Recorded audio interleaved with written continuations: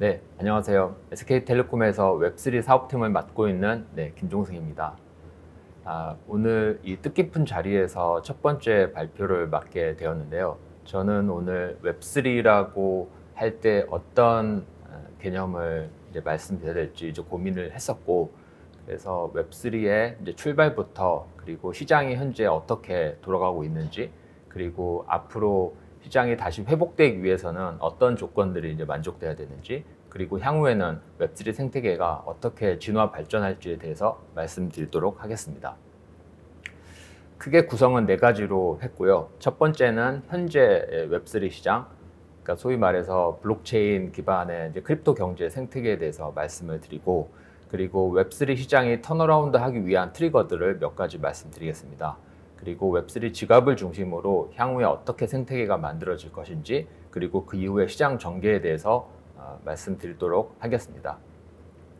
자, 첫 번째 웹3에 대해서 정말 다양한 개념 정의가 가능할 텐데, 저는 크게는 이 탈중앙화 가치와 토큰 경제 시스템 두 가지를 말씀드리고 싶습니다. 탈중앙화 가치라고 말했을 때는 우리가 크게 한 세 가지 정도 얘기할 수 있겠죠.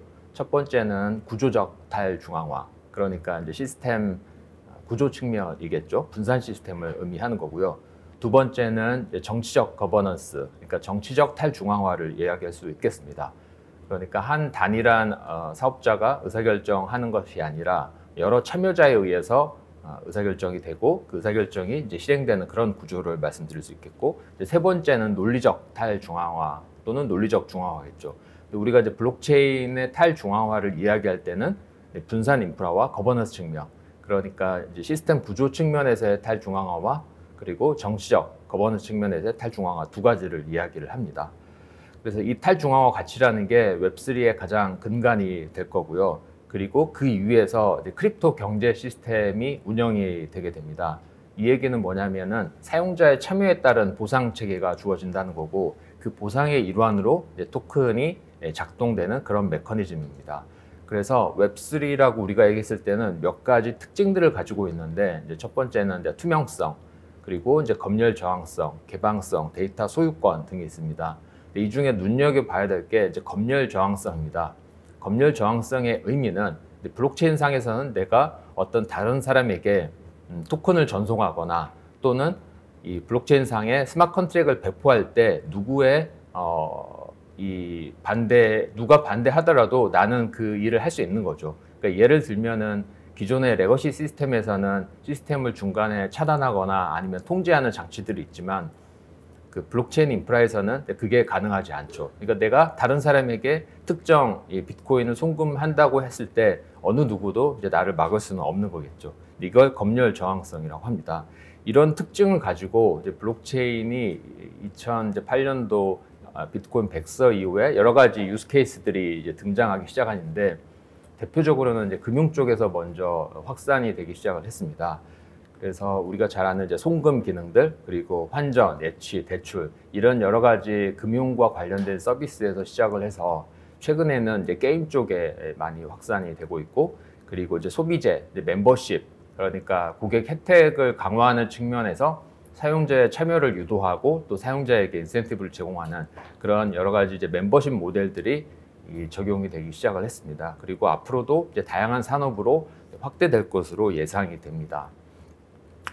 그럼에도 불구하고 이제 최근 1년 동안은 이제 극심한 어떤 정체기를 겪고 있죠.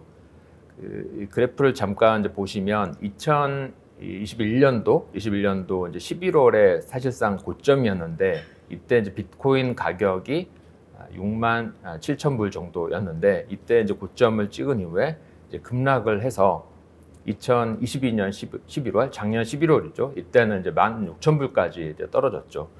이거는 이제 기본적으로 여러 가지 그 비트코인의 가격 추이도 뭐 사이클을 타는 것도 있지만, 작년도에는 뭐 테라 루나라고 하는 엄청난 이벤트, 또 FTX라고 하는 미국의 거대 거래소의 파산 등으로 인해서 시장 신뢰를 잃었다는 게 큰 영향일 거고, 그리고 작년부터 시작된 그 연준의 이제 금리 인상도 크게 영향을 미쳤다고 말할 수 있을 것 같습니다. 다만 올해 들어서는 이제 점차적으로 회복 추세에 있는데 뭐 연초 대비해서는 한 80% 이상이 이제 상승했지만 현재는 뭐 3만 불 정도 수준에서 계속 정체 구간이라고 보시면 될 것 같습니다. 사실 이제 비트코인 가격이 웹3 시장에 이 결정적이냐라고 말씀하시면 이제 그렇지 않다라고 또 얘기할 수도 있지만, 또 다른 한편으로는 이 자산의 가치가 실제 전체 시장에 미치는 영향이 크기 때문에 우리가 웹3 시장 생태계를 이야기할 때는 그 대표적인 크립토 자산의 가격들을 같이 얘기하는 게 적절할 것 같습니다. 그리고 이제 비트코인 이거는 가격하고 실제 크립토의 VC들이 투자한 규모들을 이렇게 같이 배치를 해보면 보시다시피 가격이 상승할 때 투자 규모도 늘어나고 이제 가격이 떨어질 때 투자 규모도 이제 축소되는 것을 보실 수 있습니다. 당연히 올해 2분기까지도 계속 이 저점을 이제 기록하고, 그러니까 이제 거래 건수는 최근에는 다소 회복 추세에 있긴 하지만 기본적으로 이 크립토 이 스타트업에 대한 투자들은 이제 최소화되고 있다라고 이제 보시면 될 것 같습니다. 그럼에도 불구하고 미국이 현재 이제 투자가 축소되는 상황에서도 여전히 이제 블록체인 스타트업에 대한 투자는 이제 미국이 이제 주도하고 있고, 실제 상당 부분에 그러니까 보니까 전체 거래의 43% 이상을 이제 미국의 스타트업들이 이제 투자를 유치하는 걸로 최근 데이터에는 나와 있습니다. 이제 이게 의미하는 바는 어떻게 보면은 이 시장은 사실 계속 바뀌고 가격도 계속 달라지지만 여전히 이제 미국에서는 이제 기술 혁신과 그리고 이 기술 기업에 대한 투자를 지속하고 있다. 그래서 향후에 웹3 생태계도 여전히 미국 중심으로 이제 돌아갈 수밖에 없다라고 예상을 할 수도 있을 것 같습니다. 이건 좀 더 심화된 얘기인데, 실제로 아까 앞서서 말씀드렸던 이 웹3 생태계에 대해서 이야기를 할 때 이제 금융을 대표적으로 이야기합니다. 근데 금융, 분산 금융이라고 하는 게 이제 디파이인데, 이 디파이 시장은 이 디파이의 컨트랙에 묶여 있는 자금을 가지고 보통은 추정을 합니다. 그래서 이 TVL이라고 하는 게 이제 총 잠금 가치라고 얘기하는데, 이제 TVL 기준으로 2021년도 이제 고점일 때가 약 1,800억 불 정도 이제 규모였는데 지금은 이제 500억 불이 채 안 되죠. 500억 불이 채 안 되는 정도로 이제 정체를 하고 있습니다. 그러니까 이거는 이 디파이 쪽은 비트코인보다는 이더리움에 더 이제 직결되는 시장 생태계라고 말씀드릴 수 있는데, 결국은 이 예전처럼 다양한 금융 서비스들 또는 여러 가지 응용 서비스들이 등장하고 확대되기 위해서는 이게 이제 간접적으로 영향을 미치는 게 이제 디파이 시장인 거고, 이 디파이 시장이 회복되기 위해서는 여러 가지 이제 한계들을 이제 극복해야 된다라고 말씀드릴 수 있겠습니다. 이게 사실 이제 전년도에 이제 테라 루나 사태와 1년에 일어난 여러 가지 이 크립토 시장에서의 이벤트들이, 크고 작은 이벤트들이 결국은 이 디파이 시장을 이제 침체기로 현재는 만들었다고 보실 수 있을 것 같습니다. 네, 그럼에도 불구하고 이제 기업들은 이 블록체인에 대해서 지속적으로 이제 관심을 가지고 있습니다. 여기서 이제 보면은 2020년 1Q부터 이제 최근 2Q까지의 그 포춘 500대 기업들이 어떻게 이제 웹3에 대해서 관심을 갖고 이제 프로젝트를 진행했는지에 대한 이제 그래프인데요. 보시면은 우리가 사실 시장 가격은 계속 변동이 있지만 웹3에 대한 투자, 그리고 어떤 이 파일럿 또는 여러 가지 크고 작은 테스트들은 지속되고 있습니다. 오히려 2022년도로 예를 들자면 전체적으로 투자 시장은 이제 침체했음에도 불구하고 이제 기업들이 웹3에 대해서 관심을 갖고 자사의 어떤 비즈니스 모델을 혁신하거나 또는 새로운 고객들을 확보하기 위한 어떤 전략의 일환으로 이 웹3 프로젝트를 많이 시작을 했습니다. 이제 특히 테크 영역의 기업들, 그리고 이제 금융, 그리고 최근에는 뭐 스타벅스와 같은 그런 기업들에서 웹3 이제 도입을 주도를 하고 있습니다. 우리가 이제 소위 크립토 윈터라고 말하는 이제 시즌이죠. 2022년도가 23년도까지 이제 크립토 윈터 시즌인데, 대기업들은 이제 계속 어떤 이제 파일럿들을 진행을 하고 있다는 거죠. 대표적으로는 뭐 IBM이나 그다음에 구글, MS와 같은 그런 테크 기업들이 있겠고, 이제 골드만삭스, JP 모건과 같은 시티그룹과 같은 이제 금융 기업들도 지속적으로 웹3 이제 프로젝트를 진행을 하고 있습니다. 그리고 이제 나이키나 그리고 아마존, 코카콜라 이런 소비재 기업들도 많은 관심을 가지고 웹3 영역에서의 이제 파일럿들을 진행하면서 이제 고객들 반응을 테스트하고 있죠. 뭐 특히 나이키 같은 경우에는 NFT 이제 프로젝트를 정말 다양하게 테스트하고 그리고 상용 서비스를 이제 진행함에 따라서 엄청난 어떤 하이브를 만들기도 했었죠. 그리고 나이키가 NFT로 벌어들이는 이제 수익도 사실은 거의 이제 천문학적인 수준의 그런 이제 매출을 만들기도 했습니다. 그 포춘 100대 기업들 중에 이런 파일럿 프로젝트뿐만 아니라 웹3 관련된 투자를 하는 기관들도 많이 늘고 있습니다.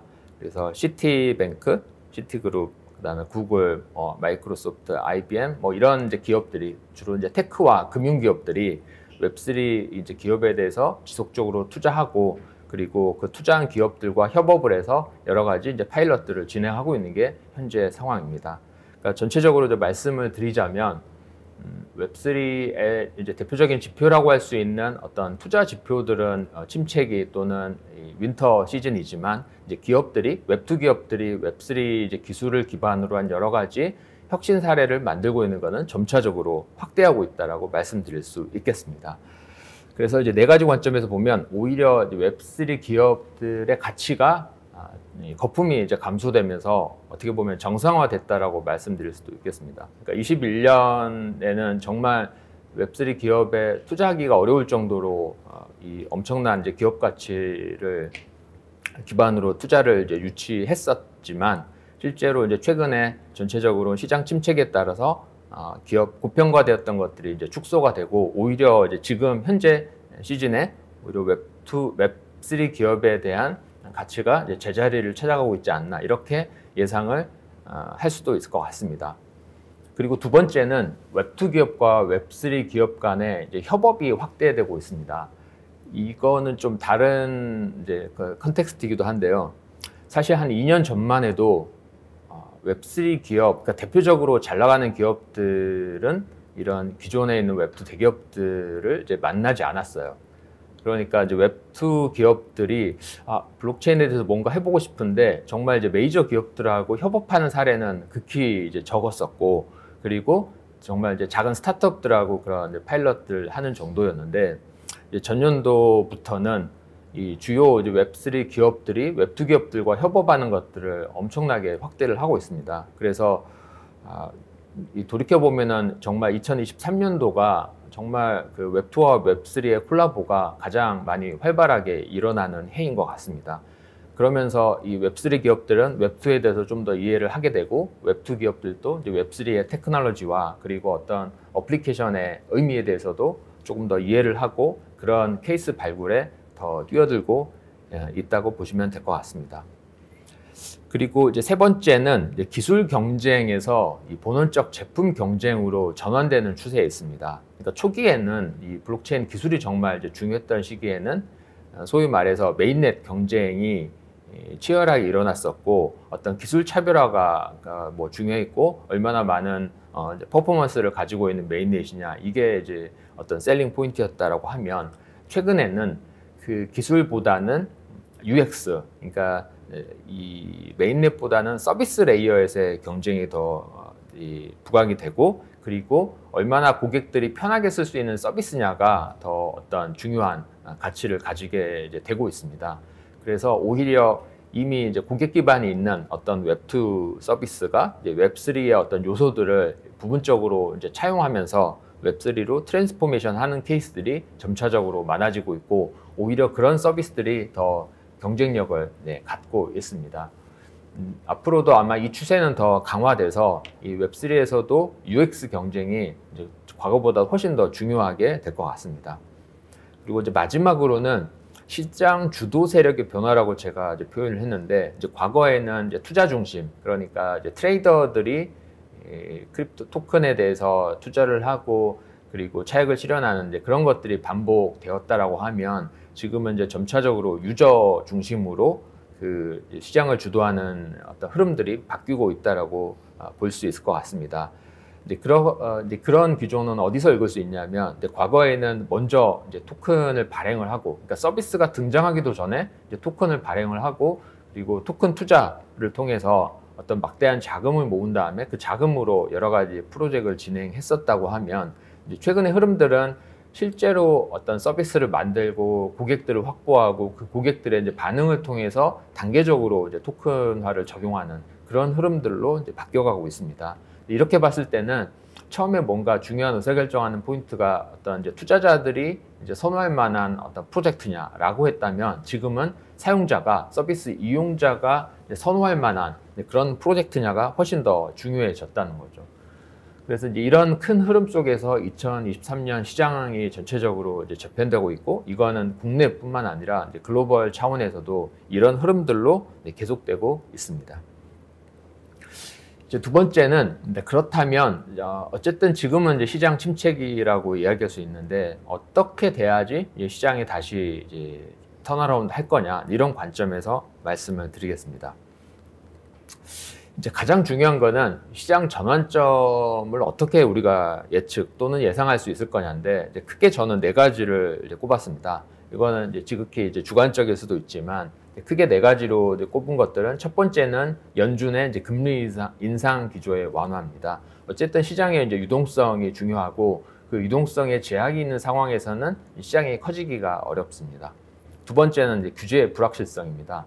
각국에서 여러 가지 제도와 어떤 법을 정비하면서 블록체인을 기존의 제도권으로 편입시키는 노력들을 하고 있는데, 이것들이 이제 정착이 돼야지만이 이제 시장이 본격적으로 다시 성장할 것이라고 예상을 하고 있습니다.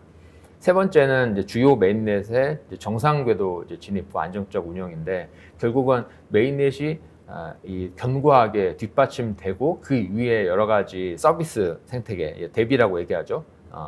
DApp 생태계가 만들어질 때 이 시장이 턴어라운드 한다라고 말씀드릴 수 있겠습니다.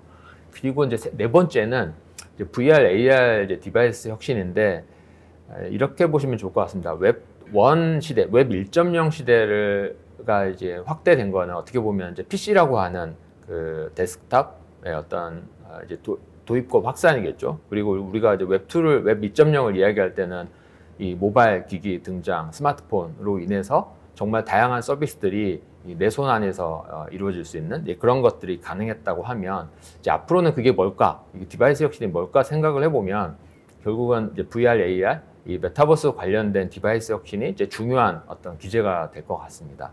그래서 그걸 이제 메타버스의 부활을 네 번째로 생각을 하고 있습니다. 하나씩 좀 펼쳐서 말씀을 드리겠습니다. 첫 번째는 뭐 너무나 잘 아시겠지만, 이제 지속적으로 올해 이번이 아마 11번째가 될 것 같은데, 이 최근 미국의 연준에서 이제 10번 연속으로 이제 금리를 인상했는데, 이 금리 인상 기조가 계속되는 한은 이 크립토 시장으로 들어올 수 있는 자금 유입이 제한적입니다. 이거는 뭐 개인 투자자는 물론이고 어떤 기업의 VC 투자도 마찬가지로 영향을 받습니다. 그래서 이제 그런 금리 인상 기조가 완화가 되고, 그러니까 또는 본격적으로 이제 금리 인하가 시작이 되면, 결국은 이제 뭐 대출 금리 하락이 되고 이자 비용 감소되고 뭐 시중의 유동성이 늘어나겠죠. 그리고 회사채 금리도 떨어지고, 그러면 위험 자산에 대한 선호도도 증가를 하고 뭐 투자도 확대될 수 있고요. 그리고 이제 기업 입장에서는 이제 조달 금리가 낮아지면 기업 자금 조달을 더 활발히 하게 되고 신규 투자처를 발굴하고 투자를 집행하게 되겠죠. 이런 이제 구조가 만들어져야만 이 다시 본격적으로 이 웹3로 자금이 유입되고 실제 자산 가치 상승과 더불어서 여러 가지 이제 프로젝트에 대한 투자들도 확대될 것으로 예상이 됩니다.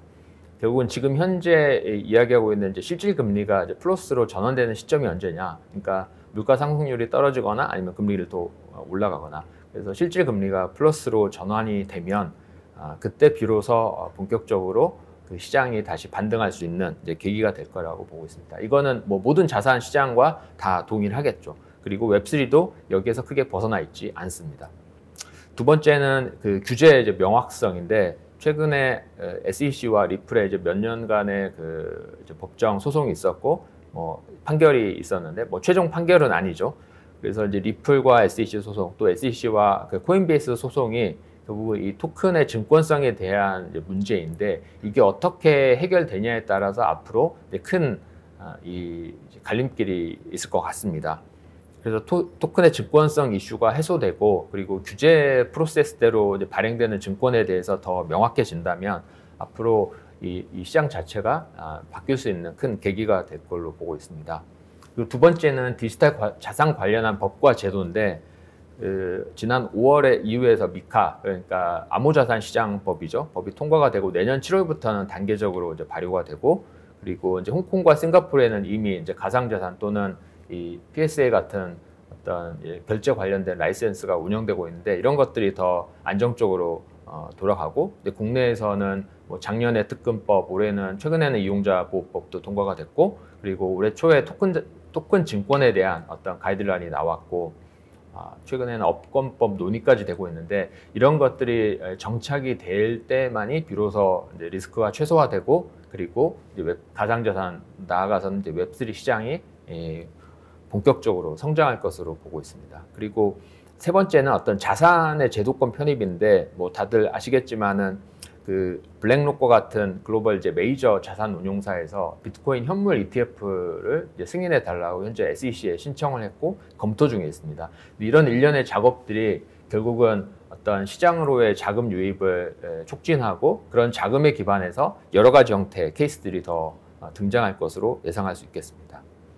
그리고 이제 메인넷의 안정화인데 뭐 이더리움이 작년에 2.0으로 이제 진화하는 첫 번째 과정으로 이 작업 증명 방식에서 지분 증명이라고 크게 그 합의하는 알고리즘이 이제 변경이 됐습니다. 이게 이제 머지 업그레이드라고 얘기하는데 이 이후에 일련의 여러 이제 과정을 통해서 이제 점차적으로 개선이 되고 있는데 이제 확장성 이슈, 속도 그리고 무엇보다 중요한 것은 거래 비용, 가스피라고 얘기하는 거래 비용들이 최소화돼야만이 실제로 이제 이더리움 메인넷 기반한 여러 가지 덱들이 활성화될 수 있겠죠. 이거는 이제 다른 메인넷들도 이런 안정화 과정들이 앞으로는 이 뒷받침돼야지 실질적인 이 서비스 생태계가 만들어질 것으로 예상을 하고 있습니다. 그리고 그 메타버스는 이제 앞서 말씀드린 대로 이제 대표적으로는 애플의 이제 비전 프로가 임박해 있는데 이제 비전 프로와 같은 이제 프로덕트가 결국은 가상 세계에서의 사용자 간의 어떤 상호작용들 그리고 이걸 통해서 어떤 새로운 메타버스 경제 시스템들이 만들어질 거고 그 경제 시스템의 기조가 되는 게 결국은 웹3 이 생태계가 될 것으로 예상을 하고 있습니다. 그래서 이제 메타버스 시장이 다시 재점화될 때 그 기반을 이루고 있는 웹3 생태계도 다시 촉진될 걸로 조심스럽게 예상할 수 있을 것 같습니다.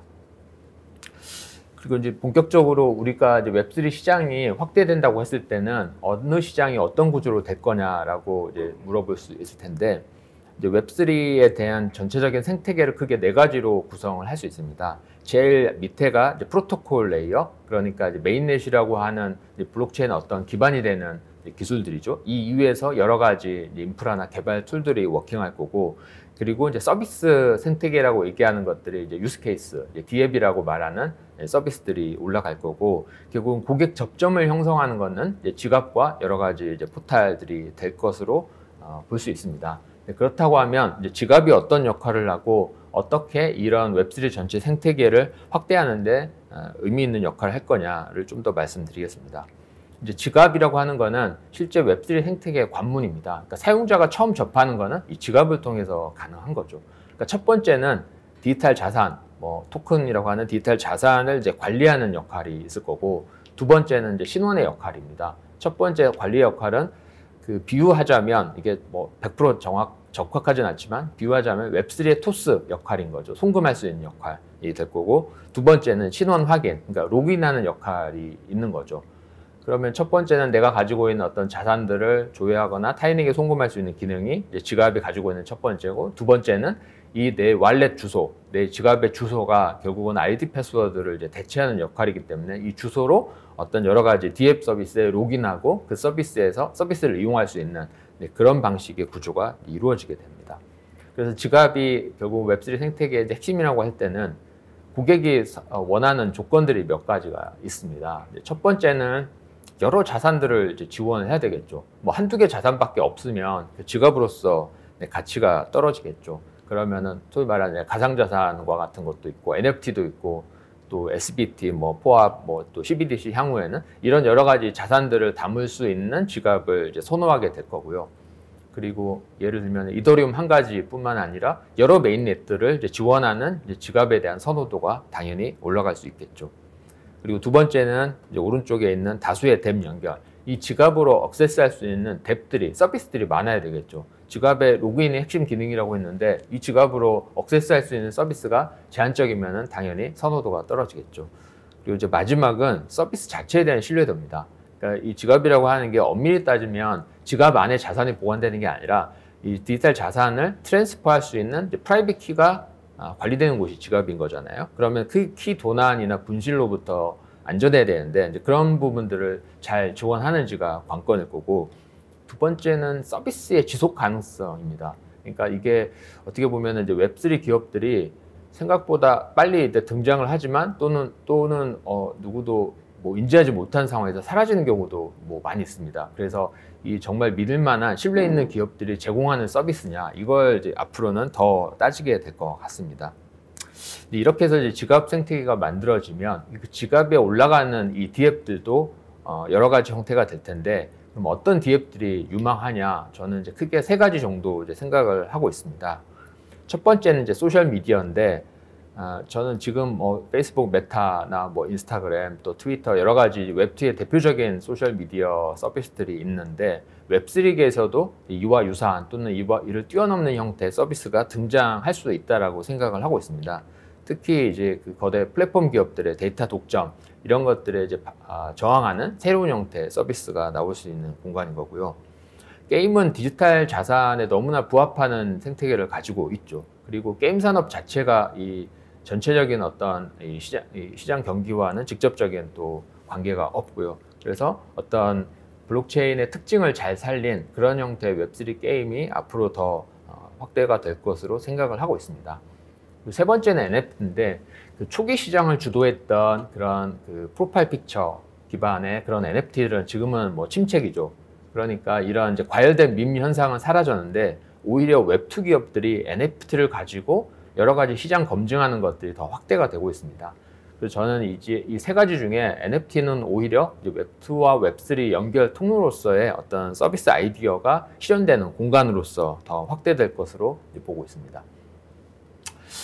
그리고 이제 마지막으로는 이 UX 혁신인데, 결국은 이 UX가 앞으로는 사용자들 입장에서는 인비저블 웹3라는 표현을 썼는데, 이제 보이지 않는, 그러니까 기술은 보이지 않고 서비스만 있는 거죠. 이런 형태로 갈 거고, 실제 이 기술의 어떤 어려움들을 전면에 노출하지 않고 정말 자연스럽고 편하게 쓸 수 있는 서비스 중심으로 시장이 돌아갈 것 같습니다. 근데 그러기 위해서는 이 제너러티브 AI와 같은 어떤 UX 혁신의 도구들도 더 확대될 것으로 예상이 되고, 뭐 최근에 이제 챗GPT 기반의 그런 대화형 에이전트 서비스도 이제 등장을 하고 있는데, 이런 것들이 앞으로 점차적으로 시장의 주목을 더 끌 것으로 예상이 됩니다.